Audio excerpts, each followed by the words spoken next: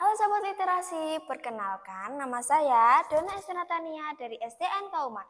Hari ini saya ingin mengajak sahabat semua untuk mendengarkan sebuah kisah pahlawan yang gagah berani. Seorang abdi tua dari Mospati yang namanya mungkin belum banyak dikenal, tapi semangat juangnya luar biasa. Judul dari cerita saya adalah Kinantang Yudo Sang Abdi Pemberani. Ini adalah kisah tentang keberanian, kesetiaan, dan cinta tanah air. Tentang seorang abdi yang tak gentar meskipun musuhnya bersenjata lengkap. Dan tentang perjuangan melawan Belanda yang menyerang saat rakyat gembira dalam pesta pernikahan. Bagaimana bisa seorang abdi tua melawan pasukan penjajah? Apa yang membuatnya begitu marah dan rela mempertaruhkan nyawa? Mari kita mulai kisah ini. Hari itu suasana di Istana Purwodadi sangat meriah. Bendera-bendera kecil berkibar, janur kuning terikat di setiap pintu, dan tabuhan gamelan terdengar menyambut tamu dari segala penjuru. Putri Bupati Purwodadi akan menikah dan seluruh rakyat ikut bersuka cita.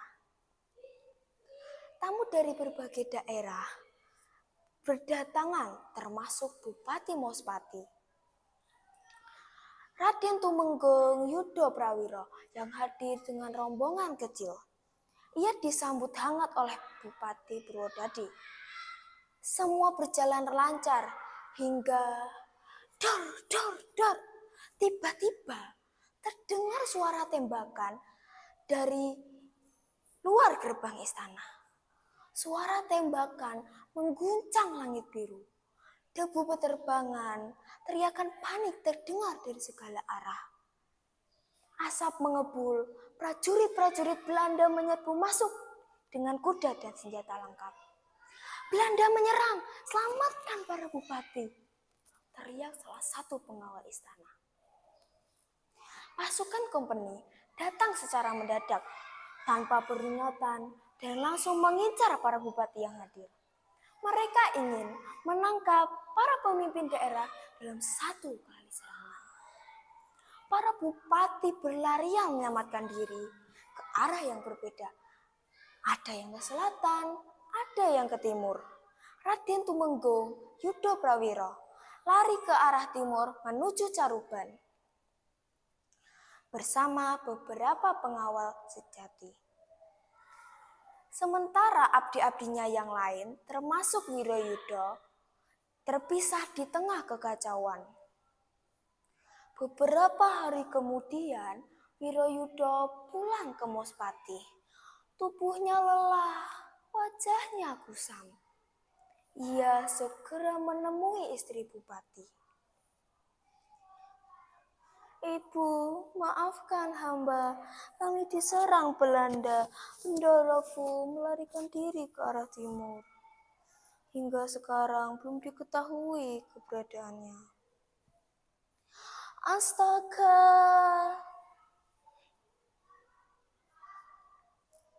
Di ruangan sebelah, seorang pria tua bangkit dari duduknya.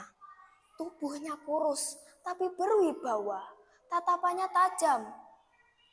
Ia mengenakan ikat kepala hitam dan memegang tongkat.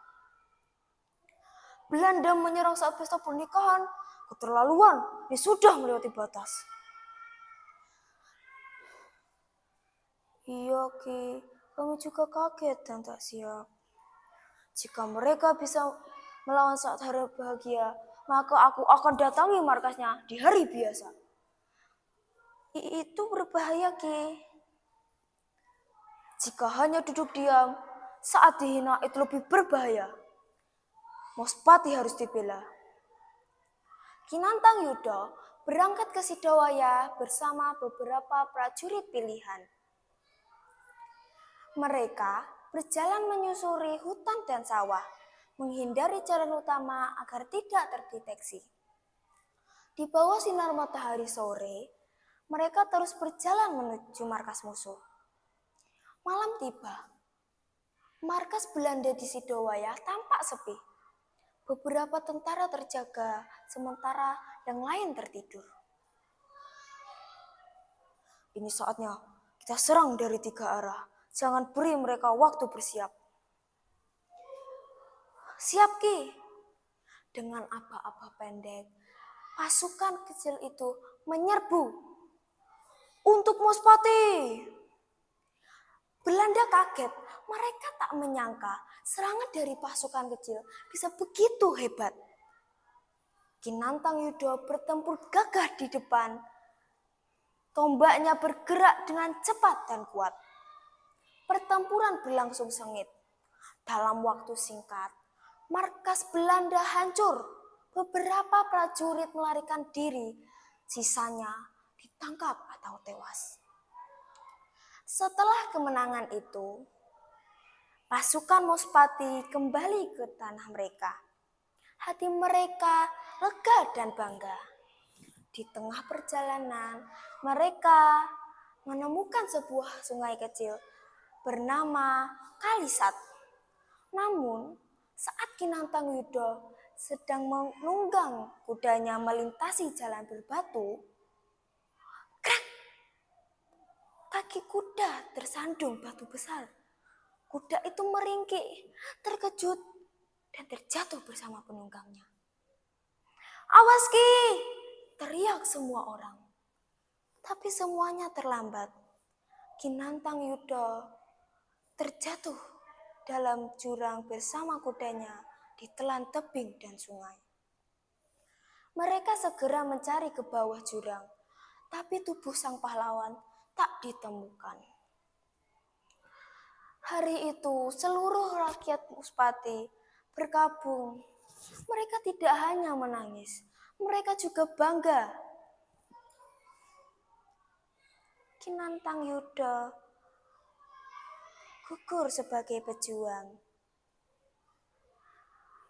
Ia telah membela kehormatan kita, sementara yang lain hanya bisa bersembunyi. Sejak hari itu, setiap orang yang melintasi Kalisat, mereka akan berhenti sejenak, menunduk dan berbisik dalam hati. "Terima kasih, Ki, kami tidak akan melupakanmu."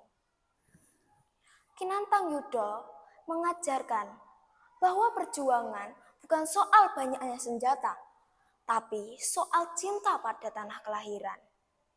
Namanya kini hidup dalam cerita rakyat, dalam bisik-bisik anak desa, dan dalam semangat orang-orang yang ingin menjaga kehormatan negerinya. Meski tubuhnya jatuh ke jurang, namanya tak pernah tenggelam.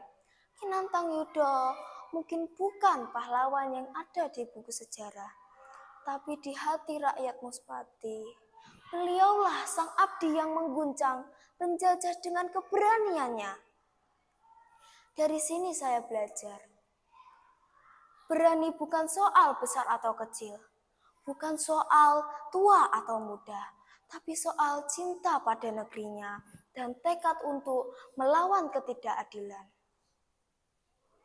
Mari kita lanjutkan semangat Kinantang Yudo dengan menjadi anak yang berani, jujur, dan cinta tanah air.